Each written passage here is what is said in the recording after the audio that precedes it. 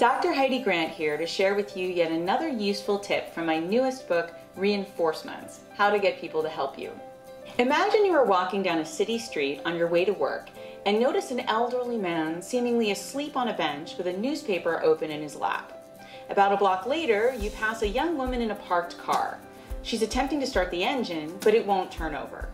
A few feet away, a middle-aged woman with a fanny pack and a camera hanging around her neck keeps glancing back and forth between the map in her hands and the building numbers and street signs that surround you.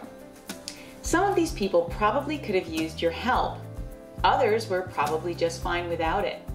Do you think you would have known which was which? As research shows, the answer is probably not. It can be very, very difficult to recognize when someone needs our help. Busy people in a hurry routinely fail to offer support, not because they're lazy or selfish, but because being busy literally taxes our brains. Having to think about many things at once or having to work within tight deadlines shrinks our working memory, limits our attention, and forces us to take mental shortcuts rather than thinking things through. We're not mind readers even on a good day. On a busy day, we can be remarkably clueless about the needs of others. In one famous study with Princeton seminary students, researchers asked the seminarians to fill out a set of surveys in one building, but then head across campus to another building for a second part of the study, where they would give a short sermon on the most famous of helpers, the Good Samaritan. Just before leaving, the researcher looked at his wristwatch and said, "Oh no, you're late. They were expecting you a few minutes ago. You'd better hurry."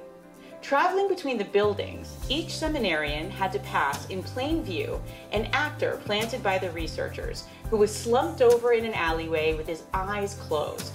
As he went by, the actor coughed twice, groaned, and kept his head down. What percentage of these future ministers on their way to literally give a talk about the Good Samaritan do you think stopped to help? Only 10%. The researchers noted that on several occasions, the seminary student actually stepped over the victim on their way to hurry to the second part of the study. The moral of the story is this: you can't sit back and count on other people to notice when you need help. We all think our situation is obvious to others, and nothing could be further from the truth. So when you need support, be explicit and detailed about what you're asking for and from whom.